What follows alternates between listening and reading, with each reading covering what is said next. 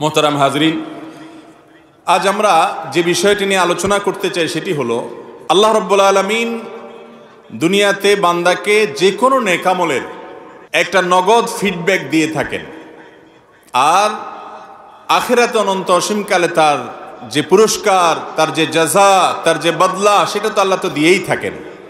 ওয়াদা গোটা কোরআন জুড়ে আল্লাহ তাআলা সেটাই করেছেন। আর যদি কোনো পাপের কাজ, অপরাধের কাজ, হারাম কাজ কোনো মানুষ করে, তাহলে সে পাপের কাজের শাস্তিও আল্লাহ তাআলা আখিরাতে দেন। কিন্তু কিছু কিছু পাপ, কিছু কিছু অপরাধ আছে, যে গুনাহগুলো, যেই অপরাধগুলোর কারণে আখিরাতের শাস্তি তো আছেই, নগদ দুনিয়াতে মৃত্যুর আগেই আল্লাহ তাআলা তার একটা শাস্তি আস্বাদন করান। এরকম 7টি পাপের সাথে আজ আমরা পরিচিত হব, যে পাপগুলোর প্রত্যেকটির সাথে আমাদের অনেক মানুষের সম্পর্ক আছে, আবার অনেকের প্রত্যেকটির সাথে না থাকলেও কোনো না কোনোটার সাথে সম্পর্ক আছে। আমরা আজকের আলোচনা শুনবো এই উদ্দেশ্যে যে এই 7টি পাপ থেকে আমি নিজেকে পরিপূর্ণভাবে বাঁচিয়ে নিব এবং সরিয়ে নিব, এ থেকে নিজেকে দূরে রাখবো, আল্লাহর কাছে আগেরগুলোর জন্য তওবা করে ক্ষমা চেয়ে নিব। এই উদ্দেশ্যে আমরা আলোচনা শুনবো ইনশাআল্লাহ। মোহতারাম হাজরিন, আল্লাহ রাব্বুল আলামিন কোরআনে হাকিমে বলেছেন, ফামান ইয়ামাল মিসকালা যাররাতিন খায়রান ইয়ারাহ। যে ব্যক্তি যাররা পরিমাণ কোনো ভালো কাজ করবে, এটার প্রতিদান সে পাবে, মিস নাই। আল্লাহ রাব্বুল আলামিনের হিসেবে কোনো ত্রুটি থাকতে পারে? বান্দা যদি যাররা পরিমাণ কোনো ভালো কাজও করে, আল্লাহ রাব্বুল আলামিন বদলা এবং বিনিময়ে দিবেন। গুলি মিস হলেও আল্লাহর বদলা পাওয়ার ব্যাপারে যে ওয়াদা রয়েছে, সেটা মিস হওয়ার সুযোগ নাই। এমন কি একটি হাদিসে আসছে, নবী করিম সাল্লাল্লাহু আলাইহি সাল্লাম বলেছেন, অনেক ফাসিক, অনেক আল্লাহর প্রতি অবিশ্বাসী মানুষ দুনিয়াতে অনেক ভালো কাজ করে। দেখবেন অনেক অমুসলমান অনেক ভালো কাজ করে। এই ভালো কাজটা করার পর আল্লাহ রাব্বুল আলামিন দুনিয়াতে তাকে কিছু বদলা দিয়ে দেন। হয়তো একটু সুখ শান্তি দিয়ে দিলেন, হয়তো একটু নাম যশ খ্যাতি দিয়ে দিলেন, বা কোনো একটা দিক থেকে আল্লাহ তাআলা তার বদলা দিয়ে দেন। দুনিয়াতে তাকে একটু সুখ টুক দিয়া মৃত্যুর আগে আগে তার ওই আমলগুলোর বদলা দিয়ে আল্লাহ রাব্বুল আলামিন তাকে মৃত্যু দেন, যাতে আখিরাতে তার এই ভালো কাজ, যদিও এটা কাউন্টেবল না, যেহেতু ঈমান নেই, আল্লাহ চাইলে বদলা নাও দিতে পারেন, কিন্তু আল্লাহ তাআলা কিছু দুনিয়াতে তাকে ভালো দিয়ে তার সে কর্মের মূল্যায়ন আল্লাহ তাআলা করে দেন। আর এর বিপরীতে আল্লাহর কোনো বান্দা, তিনি যদি ঈমানদার হয়ে থাকেন, ভালো কাজ তার বেশি হয়, কিন্তু কিছু বদামলও থাকে, গুনাহের কাজও থাকে, তো এই আল্লাহর বান্দাকে আল্লাহ তাআলা দুনিয়াতে অনেক সময় কষ্ট দেন, মৃত্যুর আগে মৃত্যুর যন্ত্রণা দেন, এবং এর মাধ্যমে তার ওই ছোটোখাটো ভুল ভ্রান্তি যা ছিল সেগুলোর প্রায়শ্চিত্ত করিয়ে আল্লাহ রাব্বুল আলামিন তাকে আখিরাতে মুক্তি নসিব করেন। আর কিছু হতভাগা আছে, যেই হতভাগাদের জন্য তাদের কৃতকর্মের কারণে দুনিয়াতে যেরকম শাস্তির ব্যবস্থা আল্লাহ রেখেছেন, আখিরাতেও তার জন্য শাস্তির ব্যবস্থা রেখেছেন। আজ আমরা সেরকম 7টি অপরাধ, কবিরা গুনাহ, মহাপাপের সঙ্গে পরিচিত হব, যেগুলো সম্পর্কে রাসূল করিম সাল্লাল্লাহু আলাইহি ওয়াসাল্লাম ঘোষণা দিয়ে গেছেন যে এই অপরাধ করলে মনে রাখবে শাস্তি আখিরাতেরটা তো আছেই, দুনিয়াতে তোমাকে ভোগ করে যেতে হবে, শাস্তি ভোগ ছাড়া যেতে পারবা না। জানা দরকার আছে না নাই সেগুলো? আল্লাহ তাআলা আমাদের সকলকে সমস্ত হারাম কাজ থেকে বেঁচে থাকার তৌফিক দান করুন। সম্মানিত উপস্থিতি, আমাদের সমাজে ভালো কাজ করার ব্যাপারে যতটা আমরা তাগাদা বোধ করি, মন্দ কাজ ছাড়ার ব্যাপারে এত বেশি গরজ আমাদের হয় না। অথচ নবীজি সাল্লাল্লাহু আলাইহি ওয়াসাল্লাম বলেছেন, ইত্তাকিল মাহারিম, ইত্তাকিল মাহারিম তাকুন আ'বাদান নাস। তুমি হারাম কাজকর্ম থেকে বেঁচে থাকো, বাছাই করে করে কোনটা আল্লাহ তাআলা নিষেধ করেছেন, কোনটা হারাম করেছেন, সেগুলো থেকে তুমি নিজেকে বাঁচিয়ে রাখো। তুমি হবার সমাজের সবচেয়ে বড় ইবাদত গুজার, সবচেয়ে বড় আবেদ। আর আমাদের সমাজে সাধারণত বড় আবেদ কাকে বলি আমরা? বলেন, যে লোক মসজিদে অনেক সময় বসে থাকে, তাই না? অনেক তাসবিহ তাহলিল করেন, অনেক নামাজ কালাম পড়েন, নফল সালাতের ইহতিমাম করেন, নফল সিয়াম রোজার ইহতিমাম করেন, দান সাদকা করেন, ওয়াজ শুনেন, কোরআন তেলাওয়াত শুনেন, এবং ইতিবাচক কাজ যেগুলো, করণীয় কাজ যেগুলো, সেগুলো যত বেশি করে আমরা মনে করি লোকটা তত বড় আবেদ। সন্দেহ নেই এগুলো ইবাদত, মৌলিক ইবাদত, সে বড় আবেদ। কিন্তু একজন মানুষের সবচেয়ে বড় আবেদ হওয়াটা তার শুধুমাত্র এই করণীয় কাজগুলো করার উপরে নির্ভর করে না, বরং কোনো কোনো ক্ষেত্রে করণীয় কাজের চাইতে বর্জনীয় কাজগুলো থেকে বেঁচে থাকাটা অনেক বেশি গুরুত্বপূর্ণ হয়। এই জন্য আমাদের যে কালিমাতুশ শাহাদা, কালিমাতুত তাওহীদ, এটা শুরু দেখেন নেতিবাচক দিয়া, আশহাদু আল লা ইলাহা, লা আগে, কোনো উপাস্য নাই, ইবাদতের উপযুক্ত কোনো উপাস্য নাই। উপাস্য অনেক আছে করে মানুষ, কিন্তু তারা আসলে রিয়েল ইলাহ না। এই না বলে এরপরে ইল্লাল্লাহ, তবে কে আছেন? শুধু আল্লাহ রাব্বুল আলামিন। এই জন্য মুহাদ্দিসিন ইকরাম বলেন যে আগে হলো তাখলিয়া, তারপরে হলো তাহলিয়া। আগে হলো গায়রুল্লাহ থেকে নিজেকে মুক্ত ঘোষণা করা, তাগুতের প্রতি অস্বীকৃতির ঘোষণা দেওয়া, এরপরে হলো ইলাহুল আলামিনের প্রতি ঈমান আনা।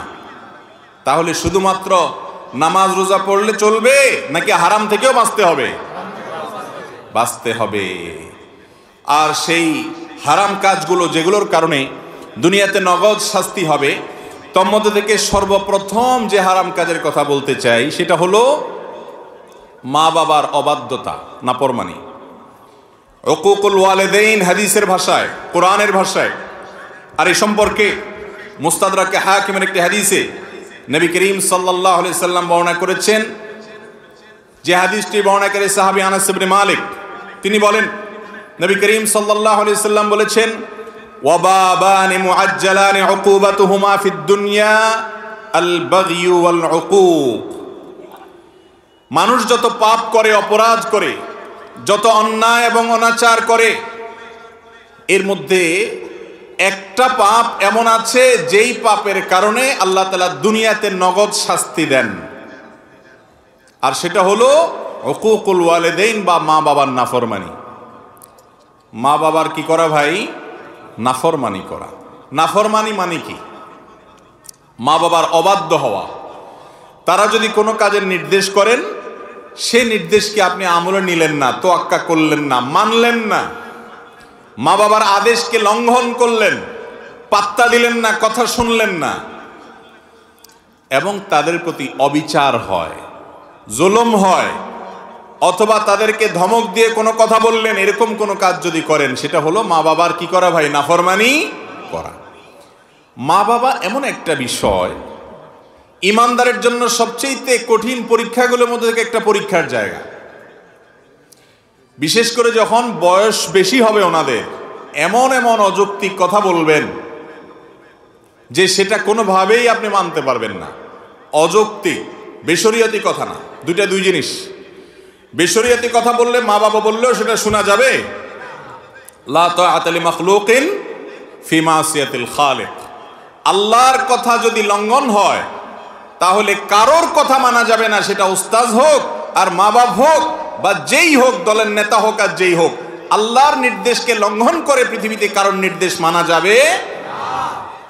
কিন্তু মা বাবা অনেক সময় এমন কিছু কথা বলেন যে কথাগুলো আল্লাহর আদেশ নিষেধের ব্যাপার না, কিন্তু দুনিয়াবী দৃষ্টিকোণ থেকে অযৌক্তিক।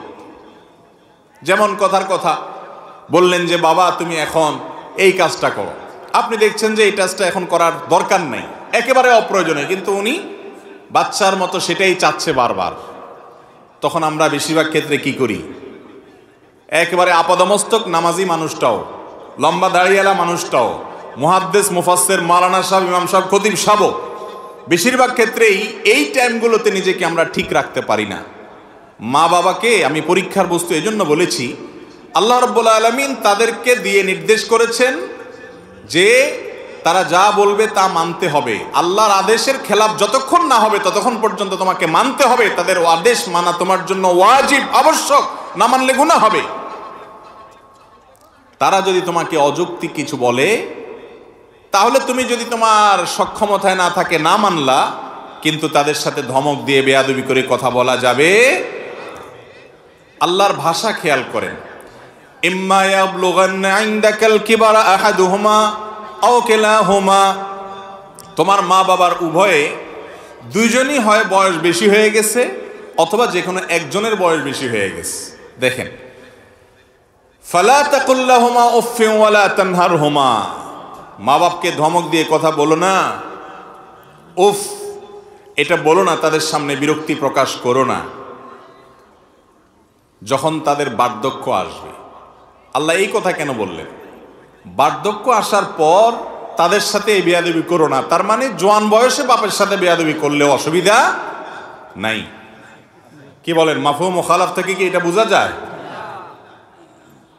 আল্লাহ বলছেন তোমার মা বাবা দুইজনেই অথবা দুইজনের কোনো একজন যখন বুড়ো হয়ে যাবে, বয়স বেশি হয়ে যাবে, তখন তাদের সাথে উপ বলিও না, ধমক দিয়ে বলিও না। তার মানে তো এটাই দাঁড়ায় যে জোয়ান বয়সে থাকলে তাহলে করা যাবে, কারণ আল্লাহ তো বলছে বার্ধক্য হলে করিও না। কি বলেন, জোয়ান বয়সে মা বাবার সাথে বেয়াদবি করা যাবে? আসলে এটা হলো কয়েদে ইহতেরাজি বলতে পারেন, কয়েদে ইত্তেফাকি বলতে পারেন।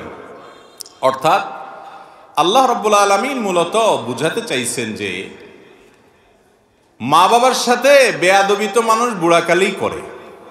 মা বাপ যখন বয়স বেশি হয় তখনই তো কথাবার্তা ছেলের সাথে মেয়েদের সাথে অ্যাডজাস্ট হয় না। নতুন জেনারেশনের মানুষ, নিউ জেনারেশন, তারা অনেক আপডেটেড, অনেক কিছু বুঝে, 2 ইঞ্চি 2 লাইন বেশি বুঝে। বাপ বেচারা আগের যুগের মানুষ, চিন্তা সব পুরাতন, এই জন্য সব বলে যা ছেলের মাথায় ধরে না। বলে কি মুরব্বী, আব্বা বলে কি, আম্মা বলে কি, মাথায় ধরে না। তো এই টাইমটাতে সাধারণত মা বাবার সাথে বেয়াদবিটা বেশি হয়। জোয়ান বয়সের সাথে বেয়াদবি করলে থাপ্পড় খাবে, কারণ বাপের তখন শক্তি আছে, মার শক্তি আছে, কানটা মলে বাইর করে দিবে। ঠিক না ঠিক? এই জন্য ওইটার কথা বলার দরকার হয় নাই। ওই টাইমে তো বেয়াদবি করার সাহসী পোলাপান পাবে না, কারণ কানটা মলে বাসার থেকে বাইর করে দিবে বেশি পণ্ডিতি করলে। বেয়াদবিটা সাধারণত কখন হয় ভাই? বৃদ্ধকালে। এবং সেটা কিরকম হয়? একই কথা বারবার বলবে, 2 বার 4 বার 6 বার। আরে বাবা বলছেন তো, কয়বার বলবেন এক কথা? হয় কি হয় না বলেন? আহা, আমাদের বিরক্ত লাগে, তাই না? আর আমরাই যখন ছোট ছিলাম, এই মা বাপ আমাদের এক কথা যখন 5 বার 10 বারও বলছি, ওইটাকে তারা মজার ছলে নিছেন, এনজয় করছেন। ঠিক না ঠিক? কিন্তু আমি বৃদ্ধ হওয়ার পর, তিনি বৃদ্ধ হওয়ার পর আমার কাছে তার কথা বিরক্ত লাগতেছে। এই জন্য বললাম এটা পরীক্ষার বড় একটা জায়গা, অনেক বড় একটা জায়গা। অনেক ভালো ভালো মানুষ আমি জানি যারা ব্যক্তিগতভাবে অনেক আমলদার, তাহাজ্জুদ গুজার, অনেক ইবাদত গুজার, পরহেজগার, কিন্তু এই জায়গায় সে ফেল করে ফেলে, পাশ করতে পারে না। আমার মা বাপ হলেন আমার রব আহকামুল হাকিমিনের পরে। যদি রাসূল সাল্লাল্লাহু আলাইহি ওয়াসাল্লাম বেঁচে থাকতেন, তিনি থাকতেন আমার সবচেয়ে শ্রদ্ধার জায়গা। এখন ওয়াফাতের পরেও তাকে শ্রদ্ধা করতে হবে বান্দাদের মধ্যে সবচেয়ে বেশি। আর তারপরে আমার শ্রদ্ধা, ভালোবাসা, ভক্তি, মহাব্বত, আমার আনুগত্য, আমার সকল কিছুর সবচেয়ে বড় ভাগ পাওয়ার হক হলো আমার মা বাবা। সারা দুনিয়া একদিকে, মা বাবা আরেকদিকে। নবী করিম সাল্লাল্লাহু আলাইহি ওয়াসাল্লাম অল্প কথা বলে দিয়েছেন, রিদার রাব্বি ফি রিদাল ওয়ালিদাইন ওয়া সাখাতুর রাব্বি ফি সাখাতিল ওয়ালিদাইন। তোমার উপরে তোমার মালিক সন্তুষ্ট আছে কিনা এটা বোঝার জন্য তুমি একটু তোমার মার মুখের দিকে তাকাও, বাপের মুখের দিকে তাকাও।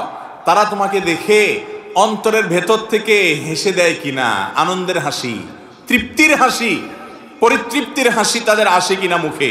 যদি আসে তাহলে এটা সাইনবোর্ড, ইন্ডিকেট যে তোমার মালিক তোমার উপরে খুশি। আর যদি মা বাবার মুখের দিকে তাকায় দেখো না, তারা বিরক্ত অথবা হাসছে কিন্তু সে হাসি নির্মল নয়, তাহলে তুমি সাবধান হও, তোমার মালিক তোমার উপর অসন্তুষ্ট আছেন। তারাই তোমার জান্নাতে যাওয়ার দরজা। সন্তুষ্ট করতে পারবা যাবা, সন্তুষ্ট করতে পারবা যাবা না, পারবা না তো যাবা না। এত কঠিন একটা ব্যাপার, কঠিন একটা ব্যাপার। মোহতারাম হাজরিন, একটা গল্প আপনারা অনেকেই পড়েছেন, শুনেছেন, যে একবার এক মা তার বাবা তার সন্তানকে বৃদ্ধ বয়সে শয্যাশায়ী হঠাৎ করে ডেকে বলছেন যে বাবা, আমার একটু মনে চাচ্ছে আমাদের বাড়ির পাশে ওই পাহাড়ের চূড়ায় একটু উঠতে। বলে আপনি এখন ওখানে উঠে কি করবেন আব্বা? বলে আমার মনে চাচ্ছে একটু নিয়ে যাও আমাকে। তো নিয়ে গেছে। নেওয়ার পর পাহাড়ের চূড়ায় উঠানোর পর সন্তান বললেন যে বাবা ঠিক আছে, আপনার একটা মনের চাওয়া, বৃদ্ধ বয়সে হয়তো পাহাড়ের চূড়ায় উঠে একটু দেখতে মনে চাইছে আশপাশটা, ভালো, আমি করলাম। খুশি তো আপনি? বাবা খুশি। এক কাজ করো, কিছু আপেল নিয়ে আসো। আপেল? বলে কি করে? বলে নিয়ে আসো, আমি একটু দেখবো, খাবো, আতাবো, ভালো লাগতেছে। নিয়ে আসছে। আনার পরে মুরব্বী উপর থেকে একটা আপেল এদিকে মারে বলে বাবা নিয়ে আসো, পড়ে গেছে। তো ছেলে যায় নিয়ে আসে। আবার যখন একই কাজ করছে আরেক দিকে, ছেলে কি ব্যাপার, একটু আগে উনি একটা ফেললেন, আবার আরেকটা ফেললেন, কয়বার পাহাড়ে উঠানামা করা যায়? এবার 2-3 বার যখন এরকম হয়ে গেছে, এবার ছেলের মেজাজ গরম হয়ে গেছে, আর কতক্ষণ ঠিক থাকে। এবার বলে আব্বা, আপনি কি আমার সাথে তামাশা শুরু করছেন? আমি বুঝলাম না, আপনি এক একবার এক এক দিকে আপেল মারেন আর আমার বলেন নিয়ে আসতে, এটা মানেটা কি? আমি কি এত বেকার এবং এত এই অহেতুক কাজের মানেটা কি আপনি বলেন দেখি। সাধারণত আমরা যেরকম করি আর কি, মা বাবার সাথে এরকম করি উঠছি। তখন তার সে বাবা বা মা, তিনি বললেন যে বাবা রে, আমার আসলে কোনো পাগলামি করার ইচ্ছা জাগে নেই, আমি তোকে একটু চেক করলাম যে ছোটবেলায় এই পাহাড়ের উপরে ওঠার পর তুই বল নিয়ে আসতি এবং সারাক্ষণ ফেলতি, ইচ্ছাকৃত ফেলতি, আর তোর বল কুড়ায় আনতে আমার কোনো কষ্ট হইতো না, অনেক হাসির চোটে হাসি মুখে নিয়ে আসতাম, তোর সাথে মজা করতাম বরং বল নিয়ে এসে। 2 বার 10 বার না, কতবার যে তুই ফেলছস, কখনো আমার বিরক্ত লাগে নাই, কিন্তু এখন 2-3 বার আমি ফেললাম একটু দেখার জন্য কি হাল, দেখলাম না, তোর অনেক বেশি বিরক্ত লাগছে বাবা। তো সন্তান হিসেবে বাবাকে যখন তুমি কষ্ট দাও, তখন বাবা হিসাবে, মা হিসাবে সেটাকে এনজয় করে, পেশাব করে দেন এই ঠান্ডা শীতের মধ্যে, বাপ নামাজ পড়তে যাবে, কোলে নিচে আদর করে দিলেন শ্বশুরে ছাড়া, বেচারা হাসি মুখে দিছে, দেহা দিছে গরম করে, খুশির চোটে, আনন্দের চোটে আপনার সেটাকে এনজয়ের ভাবে নিয়েছে, কোনো রাগ চেতাচেতি নেই। আর যদি বৃদ্ধ হওয়ার পরে বাপ মা এই কাজটা করে, তখন কি অবস্থা হয়? আমরা একটু মেলানোর সুযোগ পাচ্ছি কি পাচ্ছি না? হাজিরিন, আল্লাহ রাব্বুল আলামিনের তরফ থেকে এটা এমন বড় একটা পরীক্ষার বিষয়, তারা অযৌক্তিক বিষয় বলবে, মানতে পারবেন না, চুপ থাকবেন, বেয়াদবি করতে পারবেন না, বলবে তোর সব কামাই রোজগার ছোট ভাইরে দিয়ে দে। এই সমস্যাটা একটু বেশি আমাদের সমাজে, তাই না? ওই বোনের দিকে বেশি টানে তো টানেই টানে, আর বাকিটা কিছু দেখে না, বয়স হয়ে গেছে, সেন্স নাই, মাথায় কাজ করে না। আপনি তখন একজন সন্তান হিসাবে, জান্নাতের পথযাত্রী হিসাবে সেটাকে এনজয় করবেন, যে বয়স হয়ে গেছে তো, ছোটবেলা যেরকম মানুষ খেয়ে হারিয়ে ফেলে, উনিও সেরকম করছে, কিন্তু আল্লাহর পক্ষ থেকে পরীক্ষা, ওফ বলা যাবে না, ওফ স্যাড, এসব বলা যাবে না, এমন কোনো কথা বলা যাবে না যে তাদের সামনে কষ্ট হতে পারে, মেনে নিতে হবে। বলে তাহলে কি অযৌক্তিক কাজ করতে হবে? না, অযৌক্তিক কাজ করতে শরীয়ত আপনাকে বাধ্য করে না। তিনি বললেন যে সব কামাই করে তোমার এই ভাইকে দিয়ে দাও, শরীয়ত আপনাকে বলে না সব কামাই করে দিয়ে দিতে। এই জায়গায় আপনি কি করবেন? এই জায়গায় আপনি করবেন হলো বিচক্ষণতার সাথে মোকাবেলা। কিভাবে? মা বাবার সাথে বেয়াদবি নেই, বলবেন আব্বা আমি যতটুকু পারতেছি চেষ্টা করতেছি, আপনি দোয়া করেন আল্লাহ যেন আরো তৌফিক দেয়, আল্লাহ ওকেও যেন দেয়, আমি দেব। কথাবার্তার ভিতরে কোমলতা থাকবেন, অপারগতা প্রকাশ করলে সেটা বিনয়ের সাথে করবেন, কৌশলে এড়িয়ে যাবেন, ডাইরেক্ট মিথ্যাও বলবেন না, আবার ধমকও বাবা মাকে দিতে পারবেন। জটিল একটা জায়গা, না পারবেন কইতে, না পারবেন সইতে, কিন্তু চুপ থাকতে হবে, কারণ আপনাকে জান্নাতে যেতে হবে। কথা কি বুঝে পারছি ভাই?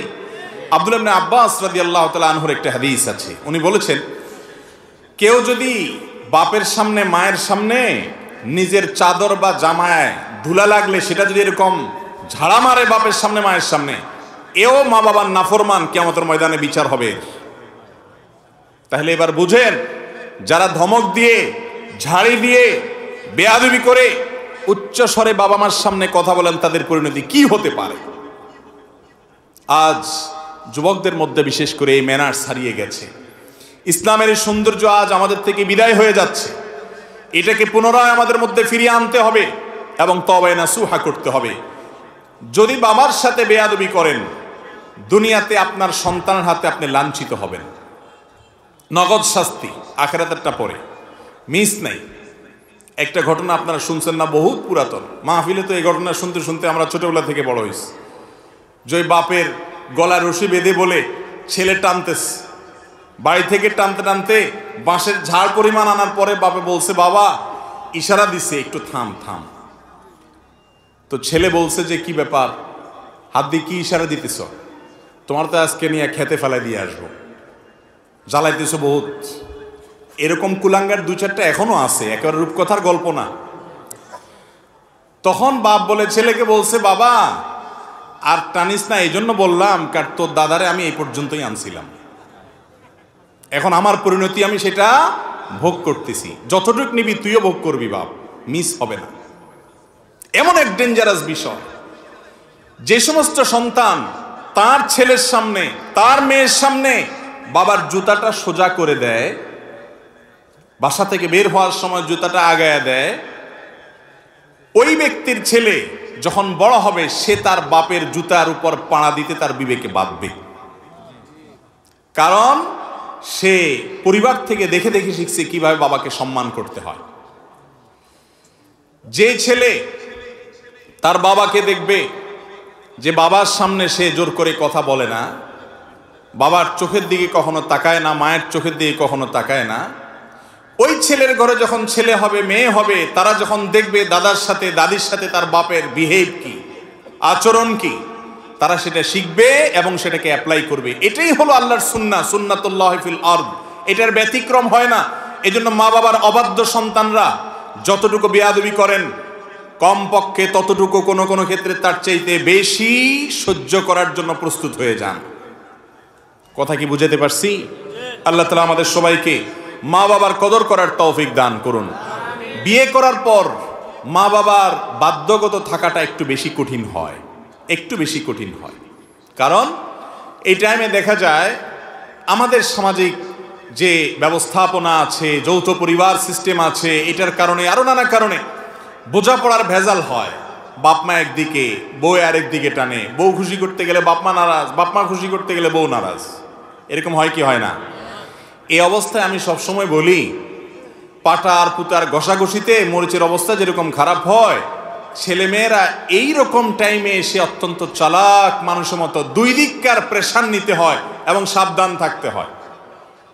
বউর যাতে হক নষ্ট না হয় এই জন্য বউকে যা দরকার বুঝানো, স্যাক্রিফাইস সব করতে হবে, কিন্তু বউর ঝাড়ির চোটে আবার মা বাবার দিকে এসে ছুটা যাবে।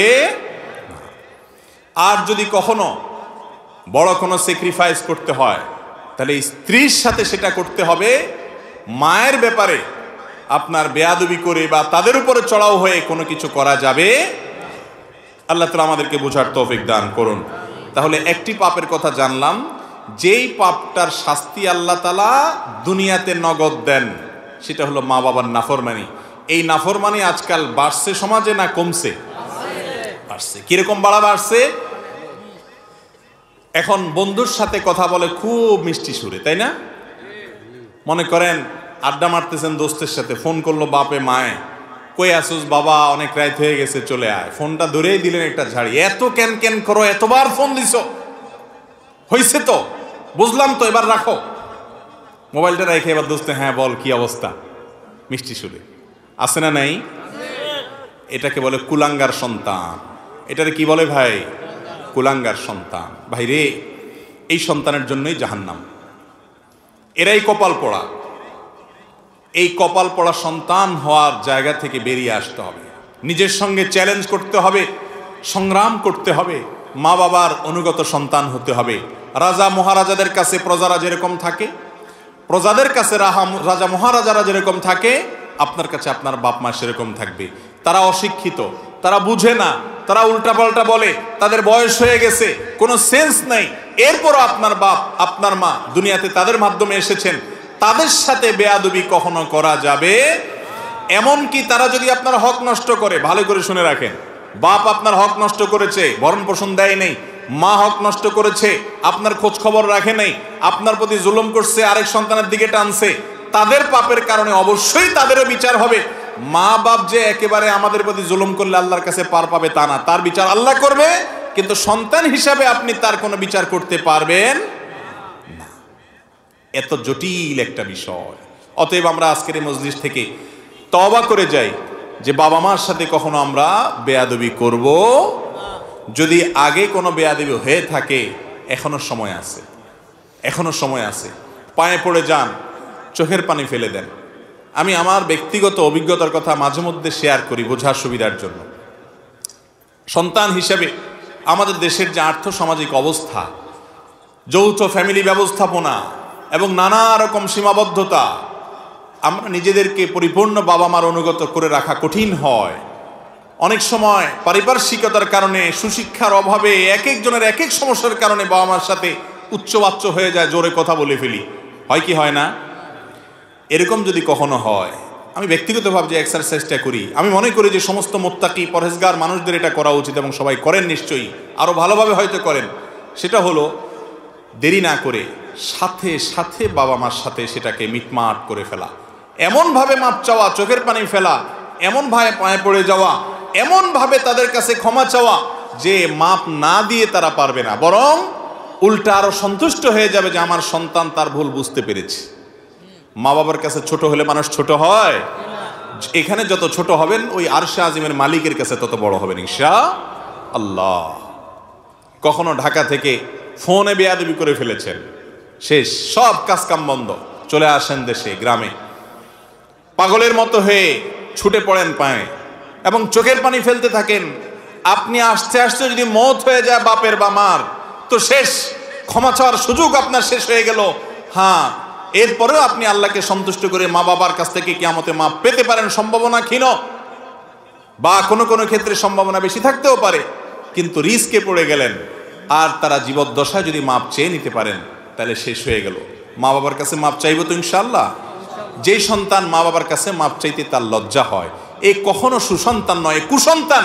এ কখনো জান্নাতের পথযাত্রী হতে পারে না, এ কখনো ফরমাবরদার আল্লাহর বান্দা হতে পারে না। তার মুখে দাড়ি থাকতে পারে, তার মাথায় টুপি থাকতে পারে, তার গায়ে জুব্বা থাকতে পারে, তার এলেম কালাম থাকতে পারে, সে বড় আলেম হতে পারে, বড় খতিব হতে পারে, কখনো সে ভালো মুত্তাকি, পরহেজগার, আল্লাহর প্রিয় বান্দা হতে পারে না। মা বাবার কাছে মাপ চাওয়ার ব্যাপারে যত আন্তরিক হবেন দেখবেন মজাটা তত বেশি পাবেন। সবার কাছে মাপ চায় শান্তি পাওয়া যায় না ভাই। একজন সন্ত্রাসী, একজন চাঁদাবাজ, মাস্তান, গুন্ডা, তার কাছে যদি আপনি মাপ চাওয়া লাগে, সারা জীবন নিজের কাছে কষ্ট হবে যে তার কাছে আমি ছোট হয়েছি, তুচ্ছ হয়েছি। একটু মা বাবার কাছে মাপ চেয়ে দেখেন, চোখের পানি ফেলে দেখেন। বইয়ের সামনে বেয়াদবি করছেন, বইয়ের সামনে পাও ধরে মাপ চাইবেন। সন্তানের সামনে জোরে কথা বলছেন, সন্তানের সামনে চোখের পানি ফেলে মাপ চাইবেন, জড়িয়ে ধরবেন এবং এমন ভাবে ধরবেন যে তারা সন্তুষ্ট হয়ে তারা বরং আপনাকে বুকে টেনে নিবে। এরকম যদি মাপ চাইতে পারেন, বিশ্বাস করুন আপনি দেখবেন যে সেই মাপ চাওয়ার পরে আপনার ভেতরে যে তৃপ্তি, মানবিক যে আনন্দ, আপনার ভেতরে যে ভালো লাগা কাজ করবে যে আমি একটা বিরাট বড় মামলা ফিনিশ করে ফেলেছি, একটা মামলা নিষ্পত্তি করে ফেলেছি, কিয়ামতের ময়দানে পাকড়াও হাত থেকে নিজেকে নিষ্কৃত করে ফেলেছি, মা বাপকে সন্তুষ্ট করতে পেরেছি। সাথে সাথে দেখবেন যে অসম্ভব এক ভালো লাগা কাজ করবে। সব জায়গায় ছোট হইলে মানুষ ছোট হয় না, কোনো কোনো জায়গায় ছোট হইলে মানুষ বড় হয়। মাপ চাবো তো ইনশাআল্লাহ বাবা মার কাছে। প্রত্যেকটা ছোট বড় মামলার জন্য মাপ চেয়ে নিব, প্রত্যেকটা। কয়দিন পর পরে রিনিউ করবেন, রিনিউ, ক্ষমা চাওয়াটাকে কি করবেন? রিনিউ করবেন, মাপ চেয়ে নিবেন। কখনো নিজেকে ছোট মনে করবেন না। আপনার সন্তান, আপনার স্ত্রীকে বোঝাবেন যে তারাই আমার জান্নাত, দুনিয়া একদিকে তারা একদিকে। হ্যাঁ, সেটা করতে গিয়ে আবার স্ত্রীর প্রতি জুলুম করবেন না, তার অধিকার তাকে দিয়ে দিন। ইসলামটা হলো মা লাহা ওয়া মা আলাইহা বুঝা। আমার নফস, আমার নিজের উপরে, আমার সত্তার উপরে আল্লাহ তাআলা কি করতে বলেছেন, কি করতে নিষেধ করেছেন, কার কি পাওনা, কার কি অধিকার, সেটা বুঝায় দেওয়ার নাম হলো কি ইসলাম। আল্লাহ তাআলা আমাদেরকে আমলের তৌফিক দান করুন। মুহতারাম হাজরিন, তাহলে এক নম্বর পাপের কথা বললাম, যেটার প্রায়শ্চিত্ত দুনিয়াতেই হয়। দ্বিতীয় নম্বর হলো জুলুম এবং অত্যাচার। এই একই হাদিসে মুস্তাদরাকে হাকিমে আসছে, নবী করিম সাল্লাল্লাহু আলাইহি ওয়াসাল্লাম বলেছেন আল বাগিয়ুর কথা। এই আল বাগিয়ুর এই পয়েন্টটা আরো অন্যান্য হাদিসেও আসছে। দুনিয়াতে যদি কেউ কারোর প্রতি জুলুম করে, এর বিচার আল্লাহ তাআলা আখিরাতে তো করবেনই। আয-যুলমু যুলুমাতুন ইয়াউমাল কিয়ামা, কিয়ামতের দিন দুনিয়ার এক একটা জুলুম বহুমুখী অন্ধকার হয়ে মানুষের কাছে হাজির হবে, কোনো আলো সে দেখতে পাবে না, বিপদ তার সামনে আসবে। আর আল্লাহ লানাতুল্লাহি আলা যালিমিন তো আছেই। এত কিছুর পরেও মানুষের প্রতি যদি আপনি অবিচার করেন, জুলুম করেন, দুনিয়াতে আল্লাহ নগদ শাস্তি দেন। একটা কথা আমি প্রায় সময় বলি, পৃথিবীর ইতিহাসে যত বড় জালিম ছিল, যত বড় বড় জালিম ছিল, আপনি সেটা কাবিল থেকে শুরু করেন। হাবিলের প্রতি কাবিল যে জুলুম করেছে, নিজের ভাইকে হত্যা করেছে, সেই জুলুমের কারণে তার পরিণতি, তার লাঞ্ছনা, তার অপমান, তার শাস্তি, দুনিয়াতে বেইজ্জতি আল্লাহ করেছেন না করেন নাই? প্রকাশ করে দিয়েছেন। ফিরআউন বনি ইসরাইলের প্রতি জুলুম করেছে, দীর্ঘদিন জুলুম করেছে, নিজেকে রব দাবি করেছে। আল্লাহ রাব্বুল আলামিন কিছুদিন ছাড় দিয়েছেন। আল্লাহ বলেছেন ওয়া উমলি লাহুম ইন্না কাইদি মাতিন, আমি ছাড় দেই, ঢিল দেই, বড়শিতে মাছ ধরার মতো। যদি বেঁধে যায় মাছ তো ছেড়ে দেয় সুতা, মাছ লাফাইতে থাকে, মনে করে আমাকে তো ছাড়াই দেওয়া আছে, কেউ তো টানতেছে না। আল্লাহ সবসময় টানেন না। ইন্না কাইদি মাতিন, যখন টান দেন সেটা অনেক শক্ত টান হয়, ছুটার কোনো সুযোগ থাকে না। অসংখ্য জালিমকে আল্লাহ পাকড়াও করে আমাদের চোখে আঙ্গুল দিয়ে দেখায় দেন, কিন্তু আমরা তারপরে বুঝি না। ফিরআউনকে আল্লাহ তাআলা পাকড়াও করেছেন না করেন নাই? এরপরে আপনি দেখেন জুলুম, অবিচার যখন আবু জাহাল, আবু লাহাবরা করেছে, আল্লাহ তাআলা ছাড় দিয়ে রেখেছেন। বহুদিন করেছে, খেলেছে দুনিয়াতে, আল্লাহ তাআলা পাকড়াও করেছেন। কাউকে একটু পরে ধরেন, কাউকে একটু আগে দেন। ইমানদারদের ইমানের পরীক্ষা করেন, কিন্তু চূড়ান্ত পরিণতিতে জালেম জুলুম করে হাসতে হাসতে দুনিয়া থেকে চলে যাবে, কোনো বিচার হবে না। একজন জালিমের ক্ষেত্রে এটা কোনোদিন সম্ভব হয় নাই, হবে না, হয় নাই এবং হবে না। নবী সাল্লাল্লাহু আলাইহি ওয়াসাল্লামের ওয়াদা, জুলুম, অবিচার, অত্যাচার, লুণ্ঠন এবং দুঃশাসন, অপশাসন, মানুষের প্রতি মানুষকে কষ্ট দেওয়া, এই কাজগুলো যারা করে আল্লাহ তাআলা তাদেরকে দুনিয়াতে শাস্তি দেন, আখিরাতটা তো আছেই। প্রিয় ভাইরা আমার, আমরা প্রত্যেকে যদি নিজের হিসেবটা করি যে আমি আমার অধীনে কার প্রতি জুলুম করার মতো আছে। ইয়াং মানুষ 2-4-5 বন্ধু মিলে হোটেলে খাইতে গেছেন, মেসিয়ারকে ডাক দিচ্ছেন, টোনটা কি থাকে তখন বলেন? টোন থাকে তখন ধমকের টোন। এই চা নিয়ে আসো, আরে কতক্ষণ বললাম, এখনো সময় হয় না, কানে শুনো নেই? 2-4-5 জন একসাথে থাকলে গায়ে একটু গরম গরম লাগে, তাই না? বাসে উঠছেন 4-5 বন্ধু মিলে, বিশেষ করে যুবকরা, তখন শরীরে একটা ভাব আসে, তাই না? মানে তখন ধরাকে সরা মনে করেন, এরে ধাক্কা দিচ্ছেন, ওরে ধাক্কা দিচ্ছেন, কাউকে দেখার সময় নেই। হ্যাঁ, কন্ট্রাক্টর বেটারের ডাক দিচ্ছেন, টাকা যা দিচ্ছেন, বেচারা কিছু বলার সাহস নাই। কি আবার কি কোনো কথা বলবি নাকি? না ভাই, কোনো কথা নাই, যা তাহলে চলে যা। এরকম একটা ভাবসাব থাকে কি থাকে না? এগুলো কিন্তু সব জুলুম হচ্ছে। আপনি অবিচার করছেন, আপনি কষ্ট দিচ্ছেন, অন্যায় আচরণ করছেন, গায়ের জোর দেখাচ্ছেন, বন্ধু কয়েকজন মিলে গেছে, শরীরে ভাব চলে আসছে। এরকমগুলো আমাদের মধ্যে আছে না নাই? এই একই যুবক যখন একা একা চা দোকানে যায়, তখন কিন্তু বিড়ালের মতো বলে, মামা 1 কাপ চা দেন, ঠিক না ঠিক? ওই যুবকই যখন একা একা বাসে ওঠে, তখন আস্তে করে ভাঁটা ঠিকঠাক মতো দিয়া ভদ্রলোকের ছেলের মতো দাঁড়ায় থাকে, ঠিক না? যখন 5-6 দোস্ত সাথে থাকে, তখন শরীরে ভাব চলে আসে। এই ভাবের চোটে যৌবন কাল থেকে কত রিক্সাওয়ালা, কত চা দোকানদার, কত বাস কন্ট্রাক্টর, কত কাজের মানুষ, কত গরিব মানুষ, কত দুর্বল, কত অসহায়, কত মানুষকে ধমক দিয়েছেন, ধাক্কা দিয়েছেন, চোখ রাঙিয়েছেন, অপরাধ করেছেন, জুলুম করেছেন, গায়ের জোর দেখিয়েছেন। সবগুলো হিস্ট্রি যদি একত্র করা হয়, তো দেখবেন আমল নামার ভিতরে হাজার হাজার জুলুম ভরে আছে, ঠিক না ঠিক? জটিল একটা বিষয়, জটিল একটা বিষয়। ভাইরে, ইমানদারকে আল্লাহ রাব্বুল আলামিন বান্দার হকের ব্যাপারে অনেক সাবধান হতে বলেছেন, অনেক সাবধান, অনেক সাবধান।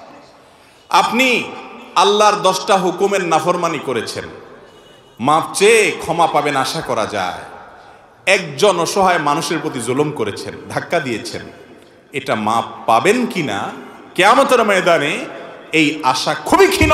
কারণ এটা আল্লাহর আদালতে আল্লাহ নিজে বিচার করবেন না, এটা চলে যাবে বান্দার কাছে। বান্দার কাছে আল্লাহ পাঠিয়ে দিবেন, সে কি বলে দেখো।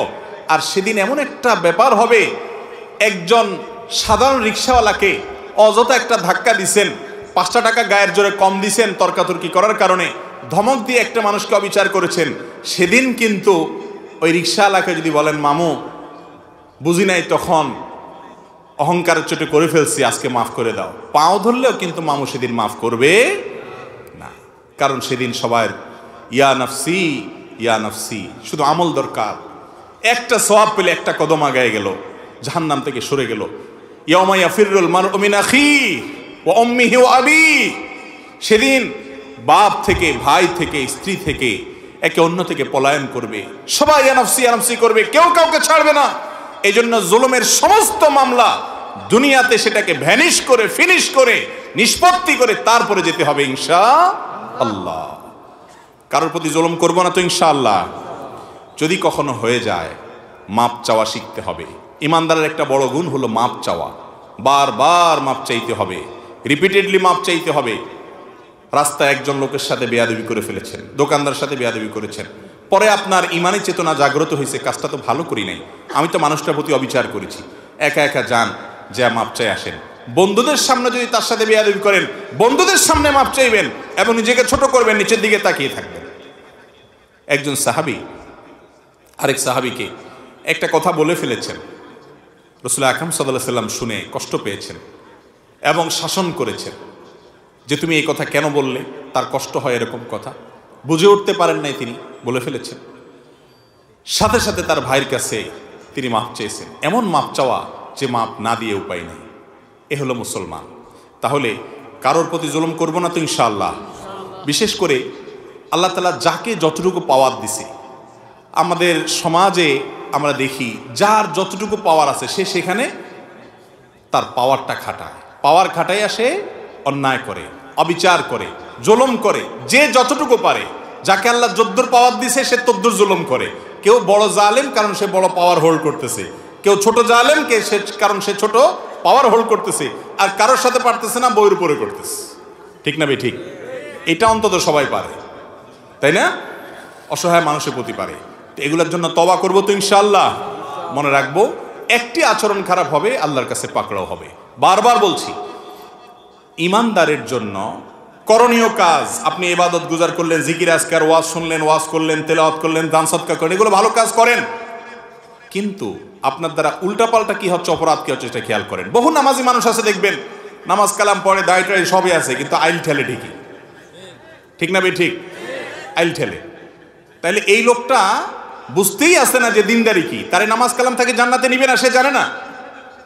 সে জানে না বান্দার হক আল্লাহর হকের চাইতে অনেক ক্রিটিক্যাল, অনেক রিস্কি, এটার জন্য পার পাওয়া খুব কঠিন। এই আইল ঠেলার কারণে তার নামাজে তাকে জান্নাতে নিতে পারবে না, কুলাবে না। এই জন্য আল্লাহর হকের পাশাপাশি বান্দার হকের উপরে সচেতন হওয়া, কোনো মানুষকে জুলুম না করা। আবারও বলছি, পৃথিবীর ইতিহাসের কোনো জালেম তার বিচার পাওয়া ছাড়া দুনিয়া থেকে যায় না। আমরা অনেক সময় বুঝি না, এক একজনকে আল্লাহ এক একভাবে বিচার করেন। কারোর ভেতরে ত্রাসের সৃষ্টি করে দেন, ভেতরে ভেতরে জ্বলে পড়ে কয়লা হয়ে যায়, উপর দিয়ে বোঝার কোনো সুযোগ থাকে না। কিন্তু আল্লাহর আযাবের কথা নবীজি ওয়াদা করেছেন, এই ওয়াদা সত্য, মহাসত্য, ব্যতিক্রম হওয়ার কোনো সুযোগ নেই। জালেমের বিচার আল্লাহ করেন, করে থাকেন, কিয়ামত পর্যন্ত করবেন। এই জন্য জুলুম থেকে নিজেদেরকে বাঁচিয়ে রাখবো ইনশাআল্লাহ। কারোর হক নষ্ট করব। অনেক মানুষ আছে নামাজি কালামি সব ঠিক আছে, একবার টাকা ধার নিতে পারলে আর দেওয়ার কোনো খবর নেই, আছে না নেই? আর কোনোভাবে কেউ কাউকে চান্স পাইলেই হলো, ধাক্কা কিভাবে দেব, কিভাবে তাকে একটু ল্যাং মারবো, এই চিন্তা থাকে। কিন্তু আবার নামাজ কালামও পড়ে, কারণ হলো সে জানে না এই পাপ কত জঘন্য। আল্লাহ তাআলা আমাদেরকে বেঁচে থাকার তৌফিক দান করুন। নাম্বার 3, কোনো মুসলমানের ইজ্জত নষ্ট করা, এটা খুব ভয়াবহ একটা ব্যাপার। নবী করিম সাল্লাল্লাহু আলাইহি সাল্লাম বলেছেন, যদি কোনো মানুষ কোনো একটা মানুষকে এমন কোনো জায়গায় অপমান করে, যে জায়গায় লোকটা আসলে কোনো বিপদে আছে, ওই জায়গায় আপনি তাকে অপমান করলেন, চান্সে আপনি তার উপরে আরো চড়াও হলেন, আল্লাহ রাব্বুল আলামিন আখিরাতের শাস্তি তো আছে, দিবেনই, দুনিয়াতে এটা জমা করে রাখবেন। এবং আপনি এমন কোন জায়গা, যে জায়গায় আপনার প্রেস্টিজ ইস্যু হয়ে দাঁড়াবে, আপনি চাবেন যে সেখানে আপনাকে কেউ হেল্প করুক, কিন্তু সেই জায়গায় আল্লাহ তাআলা অন্য কাউকে দিয়ে আপনাকে অপমান করাবেন, রেহাই নেই। কোনো মানুষকে যদি তুচ্ছ করেন, অপমান করেন, তার শাস্তি আল্লাহ তাআলা দুনিয়াতে নগদ দিবেন। আমাদের মধ্যে এই রোগটাও অনেক বেশি। কিছু কিছু অপরাধ আছে ভাই, যে অপরাধগুলো আমরা আঁচ করি না, বুঝি না, অনুমান করি না। একজন জেনা করছে, বুঝি খারাপ কাজ করছে, মদ খাইছে, বুঝি খারাপ কাজ করছে, খুন করছে, বুঝি, জানি যেটা খারাপ কাজ করছে। কিন্তু একটা মানুষকে আপনি কথায় কথায় হাসির ছলেই অপমান করে দিলেন, বেইজ্জত করে দিলেন, ছোট করে দিলেন, তার হক নষ্ট করে দিলেন, হাসতে হাসতে করে ফেলছেন, টেরও পান নাই। আছে না নাই এগুলা? আমাদের যুবকদের মধ্যে দেখবেন যে রোস্টিং ভিডিওর একটা আপনার কালচার আছে। রোস্টিং ভিডিও বুঝেন আপনারা? আমরা সাধারণত জানি মুরগি রোস্ট করে। রোস্টিং ভিডিওতে মুরগির রোস্ট হয় না, মানুষের রোস্ট হয়। শব্দটার মধ্যেই বোঝা যাচ্ছে কি পরিমাণ অ্যাগ্রেসিভ কর্মকাণ্ড সেখানে হতে পারে। কেউ হয়তো কোনো ভুল করেছে, কোনো অন্যায় করেছে, আর তো রক্ষা নাই। ফেসবুক আছে হাতে, ইউটিউব আছে হাতে, সবার হাতে হাতে মিডিয়া। এবার তার ব্যাপারে এমন সব কথা, এমন সব কাজ, এমন সব অভিযোগ, হ্যাঁ, দোষ করলে সেটা সংশোধন করতে হবে, সমালোচনা করতে হবে, তার নীতিমালা আছে শরীয়তে, সেসব নেই। এবার রোস্ট করে তাকে, নাম দিছে রোস্টিং ভিডিও। আছে না নাই? কিভাবে কাকে কে ছোট করবে এটার জন্য প্রতিযোগিতায় লিপ্ত হই। এই অপরাধগুলোর সবচেয়ে ভয়াবহ দিক হলো এগুলো যে অপরাধ, সেই চেতনা, সেই বোধ আমাদের মধ্যে নেই। আপনি যদি অপরাধকে অপরাধ মনে করেন তাহলে তো তওবা তৌফিক হবে। আপনি তো এরকম হাজার হাজার মানুষের ইজ্জত নষ্ট করেছেন, অপমান করেছেন, আপনার খবরও নেই। বিশেষ করে কেউ যখন কোনো বিপদে পড়ে, জাতীয় কোনো ব্যক্তিত্ব, যে কোনো মানুষ, তো এবার ওই হাতি খাদে পড়লে যেরকম হয় আর কি, সবাই মিলে তার 14 গোষ্ঠী বলতে গিয়া যা না তাও বলি, আর ব্যঙ্গ, বিদ্রুপ, ঠাট্টা, গালিগালাজ, এগুলো তো আমরা মোটামুটি তখন জায়েজই মনে করি। এ রোগটা আমাদের মধ্যে আছে না নাই? কোনো মানুষকে কখনো অপমান করবেন না, কোনো মানুষকে কখনো বেইজ্জত করবেন না। নবী করিম সাল্লাল্লাহু আলাইহি সাল্লামের আখলাক ছিল, তার সামনে যখন কেউ কথা বলতো তিনি পরিপূর্ণ চেহারা দিয়ে কথা বলতেন, ঘাড় ফিরিয়ে কথা বলতেন না, কারণ এতে মানুষ মনে কষ্ট পায়। সে মনে করে যে আমাকে কেয়ার করে নাই, গুরুত্ব দেয় নাই। নবীজি সাল্লাল্লাহু আলাইহি সাল্লাম পরিপূর্ণ চেহারা দিয়ে কথা বলতেন। এই ছিল তার আখলাক। আজ আমাদের এগুলো আছে নাই। লেবাস পোশাকে মুসলমান যতটা আছে, আচার আচরণে মুসলমান তার ধারে কাছে ওই সমাজে আকিদা সহি, আখলাক সহি নেই, আমল সহি, আখলাক সহি নেই। ঠিক না? ঠিক। আল্লাহ তাআলা আমাকে, আপনাকে, আমাদের সবাইকে এই ত্রুটিটাকে সংশোধন করার তৌফিক দান করুন। আমরা প্রতিজ্ঞা করব আমাদের দ্বারা কোনো মানুষের অপমান যেন না হয়। ফেসবুকে ট্রলবাজি, এটা তো এখন যুব সমাজের কাছে সবচেয়ে পছন্দের আইটেম, তাই না? ট্রলবাজি মানে কি? এর নিয়ে হাসাহাসি, তামাশা, মশকরা। এটা ফেসবুকে কেন, অফলাইনেও নিজের দোস্তদের মধ্যে কাউকে পাইলেন আর অপমান করলেন, এগুলোকে আমরা বৈধ মনে করছি। মানুষ আজ পশুকে হার মানানোর প্রতিযোগিতায় নেমে গেছে। তাহলে এই অপরাধটা থেকে আমরা বেঁচে থাকবো। কারণ দুনিয়াতে যদি কাউকে আপনি বেইজ্জত করেন, আল্লাহ তাআলা আখিরাতের জন্য অপেক্ষা করবেন না, এটা তো আছেই। দুনিয়াতে আল্লাহ তাআলা পরবর্তী স্কোপে আপনি যেই জায়গায় এমন এক বিপদে পড়বেন যে আপনার পাশে কেউ দাঁড়াক চাবেন, ওই জায়গায় আল্লাহ আপনাকে আঘাত দেবে না, কাউকে দিয়ে রক্ষা হবে না। ওই বিপদ, একজনের বেইজ্জতের প্রতিশোধ আল্লাহ তাআলা দুনিয়াতে নেন, নগদ শাস্তি হয়। এই জন্য এই অপরাধ থেকে বেঁচে থাকবো। আল্লাহ আমাদেরকে বাঁচার তৌফিক দান করুন। 4 নম্বর হলো আত্মীয়তার সম্পর্ক ছিন্ন করা। আত্মীয়তার সম্পর্ক যদি কেউ ছিন্ন করে, সেই সম্পর্কে আবু বকর রাদিয়াল্লাহু তাআলা আনহু বর্ণিত একটা হাদিস আমরা পাই, আবু দাউদে বর্ণিত হয়েছে, তিরমিজিতে বর্ণিত হয়েছে। নবী সাল্লাল্লাহু আলাইহি ওয়াসাল্লাম বলেছেন, মা মিন যামবিন আজদারু আন ইউআজ্জিরাল্লাহু তাআলা লিসাহিবিহি আল উকুবা ফিদ দুনিয়া মা মা ইয়াদখিরু লাহু ফিল আখিরাহ মিসলাল বাগি ওয়া কাতিয়াতির রাহম। জুলুম একটা কথা বলেছি, এর পাশাপাশি আত্মীয়তার সম্পর্ক ছিন্ন করা, এটা এমন একটা অপরাধ, এই অপরাধের শাস্তি দুনিয়াতে পাওয়ার হকদার অনেক বেশি। আল্লাহ দেরি করেন না, তাড়াতাড়ি দিয়ে দেন দুনিয়াতে, আখিরাতে একটা রিজার্ভ রেখে। এই হাদিসে স্পষ্ট বলেছেন নবী সাল্লাল্লাহু আলাইহি সাল্লাম, আখিরাতের শাস্তি রিজার্ভ রেখে, ওটা তো আছেই, দুনিয়াতে আল্লাহ তাআলা খুব তাড়াতাড়ি করে শাস্তি দিয়ে দেন। এবং সবচেয়ে দ্রুত যেই অপরাধের শাস্তি পাওয়ার হকদার হয় বান্দা, সেটা হলো আত্মীয়তার সম্পর্ক ছিন্ন করা। আত্মীয়তার সম্পর্ক ছিন্ন, এটা নিয়ে বিস্তারিত কথা বলা দরকার, কিন্তু আমার হাতে সময় নেই। সংক্ষেপে শুধু এইটুকু বলছি, আমাদের সমাজে বহু মানুষ আত্মীয়তার সম্পর্ক ছিন্ন করে বসে আছে, টেরও পায় নাই, খবরও জানাই তার যে সে একটা কবিরা গুনাহ করে বসে আছে। আত্মীয়তার সম্পর্ক রক্ষা করা কি সুন্নত না ফরজ? ফরজ, এমন একটা ফরজ যে আল্লাহ রাব্বুল আলামিন হাদিসে কুদসিতে আত্মীয়তার বন্ধনের সাথে আল্লাহ কথা বলেছেন, তাকে কথা বলার সুযোগ দিয়েছেন। সে তো সাধারণত কথা বলার ক্ষমতা নাই, কিন্তু আল্লাহ তাআলা তো যে কোনো কিছুকে কথা বলাতে পারেন। তো আত্মীয়তার বন্ধন বলছে আল্লাহ আমার কি মর্যাদা, কি কদর হলো, শরীয়তে ইসলামে আমার অবস্থানটা কি থাকলো, এই টাইপের প্রশ্ন করার পর আল্লাহ রাব্বুল আলামিন আত্মীয়তার বন্ধনকে বলছে তুমি আর কি চাও? আমি ঘোষণা দিয়ে দিলাম তোমাকে যে রক্ষা করবে আমি তাকে রক্ষা করব, তোমাকে যে ছিন্ন করবে আমি তাকে ছিন্ন ভিন্ন করে ফেলব। আত্মীয়তার সম্পর্ক এমন এমন একটা কঠিন বিষয়, কিন্তু আমরা এটাকে এত কঠিন মনে করি না। বিশেষ করে সামাজিক যোগাযোগের মাধ্যমের উন্নতির এই যুগে আমরা এত বেশি সামাজিক হয়ে গেছি অনলাইনে, যে অফলাইনে বা বাস্তবিক জীবনে আমরা তত বেশি অসামাজিক হয়ে গেছি। এক একজন মানুষের আমাদের ফেসবুকে 5,000 করে বন্ধু। কত করে? 5,000। 5,000 সর্বোচ্চ আমাদের বন্ধু, 5,000। এই বন্ধুর হক আদায় করতে করতে আমাদের অবস্থা খারাপ। এক বন্ধুর পোস্টে লাইক পাই নাই, তো সে মাইন্ড করছে, কমেন্টে এসে লিখছে দোস্ত আমার কোনো পোস্টে তোমার লাইক পাই না, আহা দোস্ত সরি এখনই যাচ্ছি তোমার প্রোফাইলে, যে কয়টা লাইক মেরে চলে আসলেন। এই কাগজের দোস্ত, 2 নম্বর দোস্ত, ফাউল দোস্ত, বেহুদা দোস্ত, এর হক আদায় করতে করতে আপনার টাইম শেষ। রক্ত সম্পর্কীয় আত্মীয় 3টা তার স্তর আছে, বাপের দিককার, মায়ের দিককার, এই দুটা হলো মূল। আর বৈবাহিক বন্ধনের কারণে স্ত্রীর সাথে যে আত্মীয়তার বন্ধন হয় সেটা এক ধরনের আত্মীয়তা, কিন্তু এটা রক্তের বন্ধন নয়। রক্তের বন্ধন মূলত 2টা, বাপের দিককার এবং মায়ের দিককার। এর মধ্যে গুরুত্ব কোনটার বেশি, মায়ের দিককারটা না বাপের দিককারটা? এই ক্ষেত্রে বাপের দিককারটার গুরুত্ব একটু বেশি।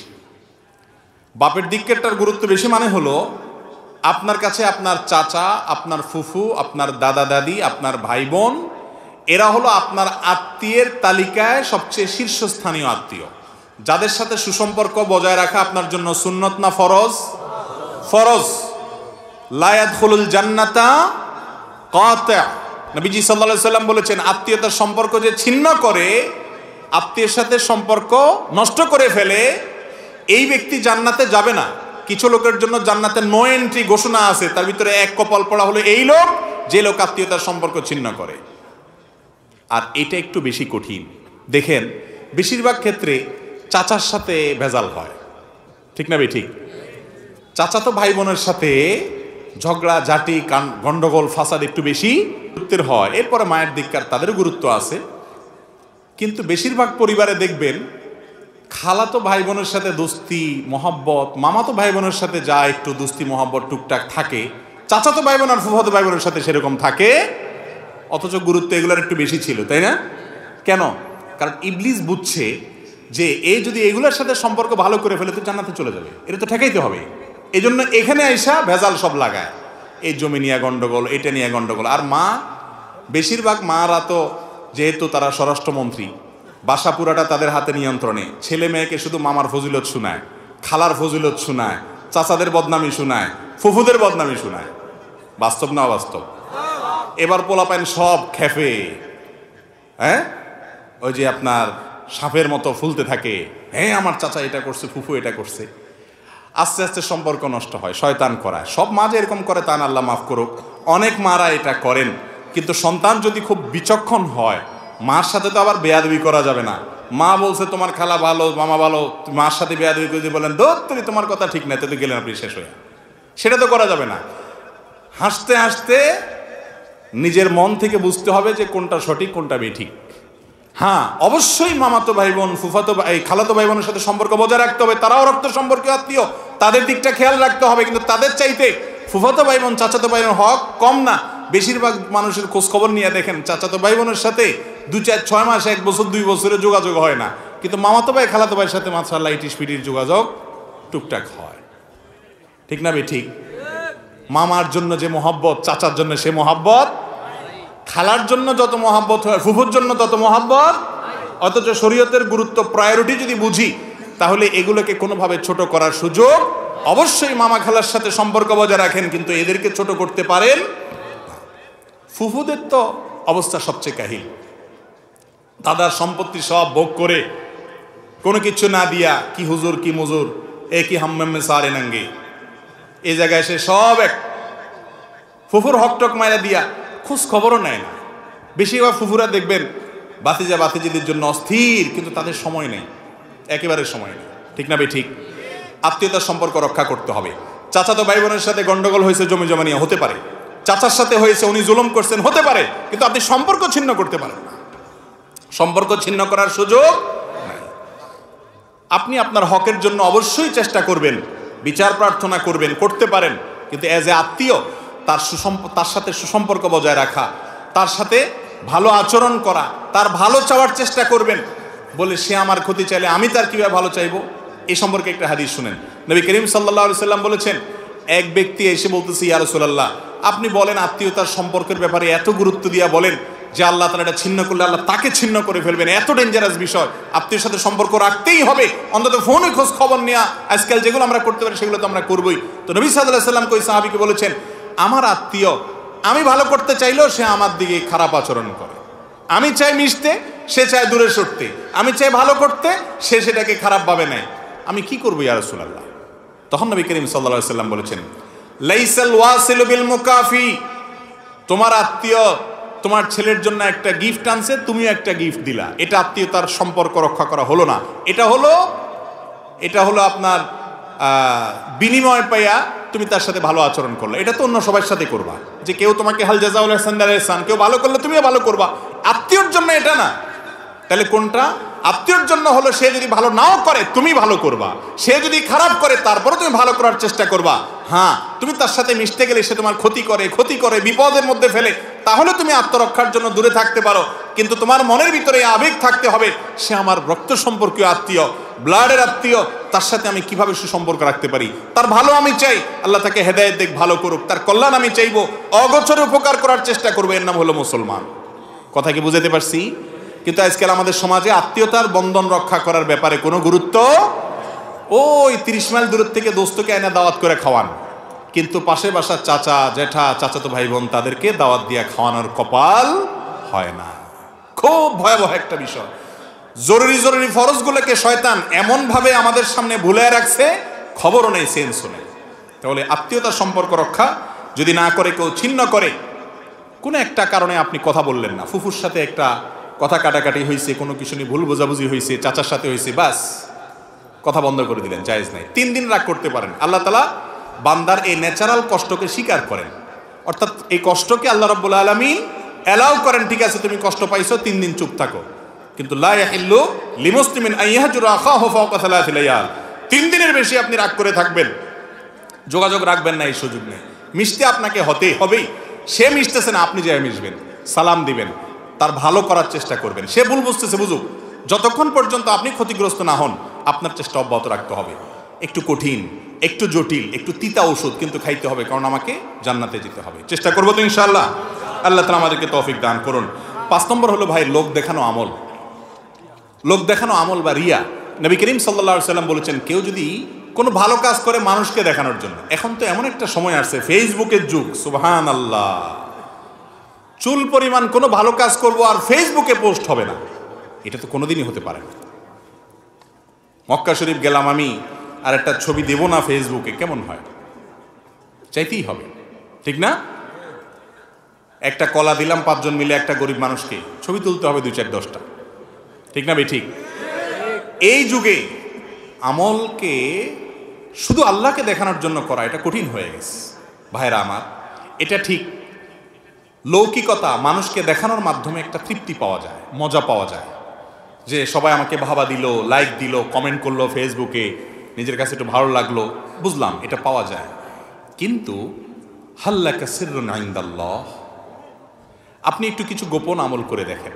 একটা আমল করেন, কাউকে বলবেন না, পৃথিবীতে কাউকে না, নিজের স্ত্রীকে না, বন্ধু বান্ধবকে না, মা বাপকে না, কাউকে না, একদম গোপনে একটা আমল করেন, কাউকে কিছু দেন, এবং এরপরে আপনি শুধুমাত্র একা এটা নিজের ভিতরে রাখেন। জীবনে কখনো গল্প দিতে যাবেন না কাউকে যে কিছু করছেন, একটা মানুষ উপকার করছেন, দান করছেন, একটা নফল আমল করছেন, 2 রাকাত নামাজ পড়েন, এমনভাবে ডানে বামে কেউ নাই, কেউ দেখছে না, একটু এই টাইমে আল্লাহর কাছে খুব ধীরে ধীরে 2 রাকাত নামাজ পড়েন, এই নিয়তে যে শুধু আল্লাহকে দেখাচ্ছি আর কাউকে দেখাচ্ছি না। এরকম যদি 2 রাকাত নামাজ পড়তে পারেন, 10 টাকা দান করতে পারেন, একটা মানুষ উপকার করেন, কাউকে দেখালেন না, কেউকে জানতেও দিলেন না, আল্লাহর কসম করে বলছি যে তৃপ্তিটা আপনার মনের ভিতরে হবে, হাজার হাজার লক্ষ লক্ষ লাইক কমেন্ট পাইয়া সেই তৃপ্তি কখনো পাবেন না। লক্ষ লক্ষ লাইক কমেন্টে যে তৃপ্তিটা পাবেন, সেই তৃপ্তিটার মধ্যে এক ধরনের নোংরামও থাকে, এক ধরনের দেখবেন যে অস্বস্তি থাকে, এক ধরনের মানে কোনো একটা দিক থেকে একটা অপূর্ণতা থাকে। সেটা পরিচ্ছন্ন, নির্মল, পবিত্র আনন্দ না। কিন্তু আপনি নিজের ভেতরে এক ধরনের আপনার সেই আমলটাকে লুকোনের মানসিকতা রাখবেন। আল্লাহর সাথে আপনার কথা হবে যে আল্লাহ তোমাকে দেখানোর জন্য করছি, আর কেউ দেখছে না, কেউ জানছে না। এই যে নিরালা, এই যে আল্লাহর সাথে একান্তে আপনার সাথে আলাপচারিতা, এটার যে ফিলিংস হবে আপনার অন্তরে, সেটা আল্লাহর কসম সবচেয়ে পবিত্র আনন্দ হবে। করে দেখেন, করে দেখেন, মাঝে মধ্যে দেখবেন কি ভালো লাগে কাজ করে।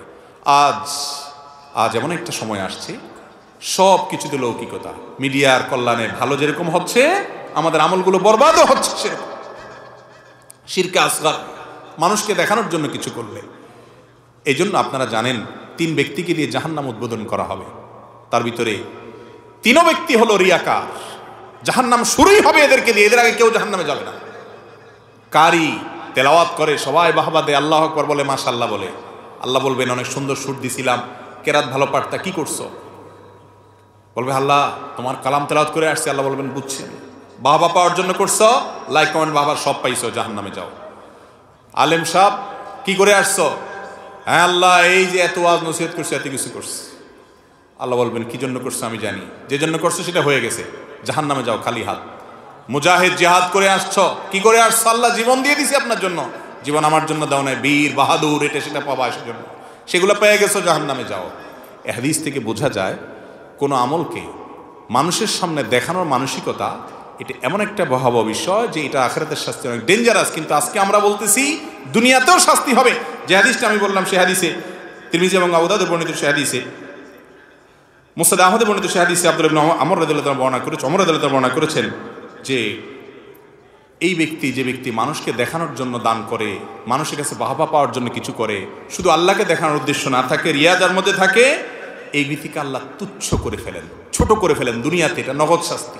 এমনভাবে অপমান করেন, এমনভাবে আল্লাহ তাআলা তাকে তং করে দেন, ছোট করে দেন, তার জীবনটা সংকীর্ণ হয়ে যায়, ছোট হয়ে যায়, অপমানিত থাকে, তুচ্ছ থাকে।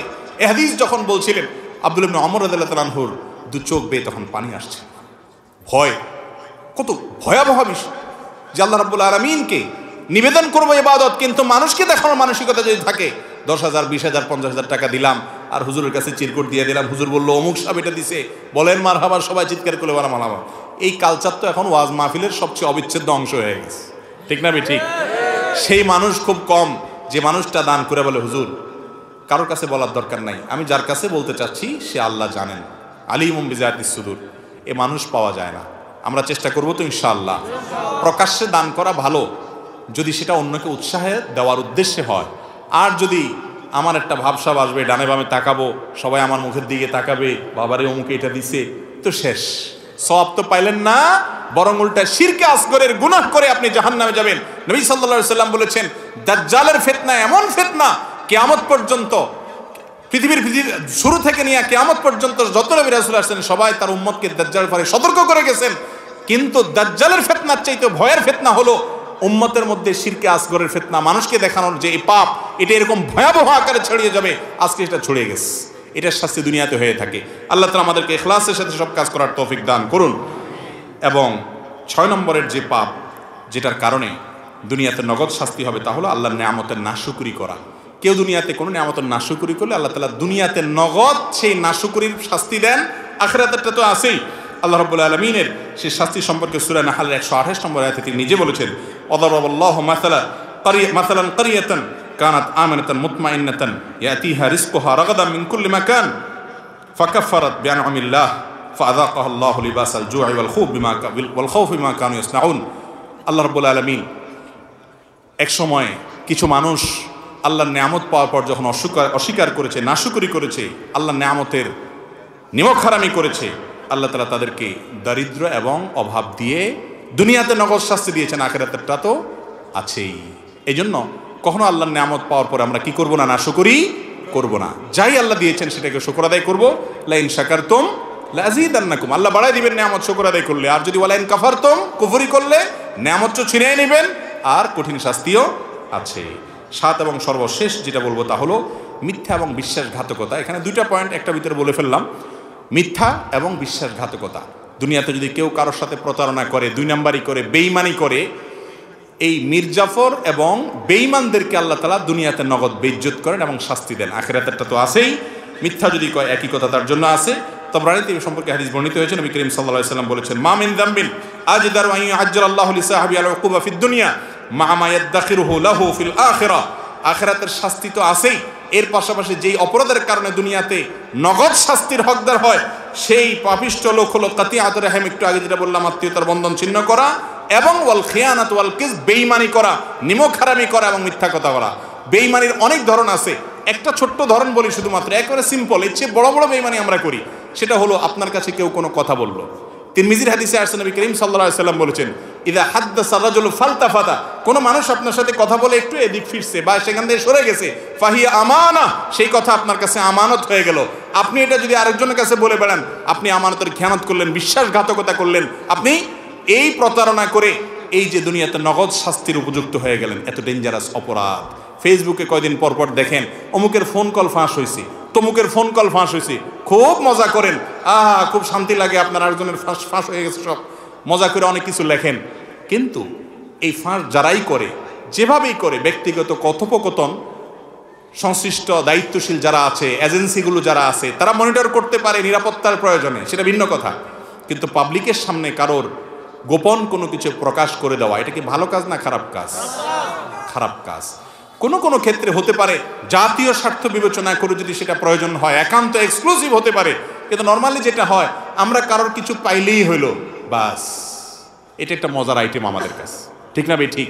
শয়তান আজকাল পাপগুলোকে আমাদের কাছে উপভোগ্য করে তুলেছে। আল্লাহ রাব্বুল আলামিন এই 7টি মহাপাপ যেগুলোর কারণে দুনিয়াতে নগদ শাস্তি হয়, সেগুলো থেকে আল্লাহ তাআলা আমাদেরকে বেঁচে থাকার তৌফিক দান করুন। আমি এক নজর আবারও বলছি, মা বাবার অবাধ্য হওয়া, 2 জুলুম এবং অবিচার করা, 3 কোনো মুসলমানকে অপমান করা, কারোর মান সম্মান নষ্ট করা, 4 আত্মীয়তার সম্পর্ক ছিন্ন করা, 5 লোক দেখানো কোনো আমল করা, 6 আল্লাহর নেয়ামতের নাশুকরি করা, আর 7 বেঈমানি করা, নিমক হারামি করা, প্রতারণা করা, মিথ্যা কথা বলা, কারোর ক্ষতি করা। আল্লাহ তাআলা আমাদের সবাইকে এই সবগুলো পাপ থেকে বেঁচে থাকার তৌফিক দান করুন। জাযাকুমুল্লাহু খায়রা ওয়া আখিরু দাওয়ানা আলহামদুলিল্লাহি রাব্বিল আলামিন।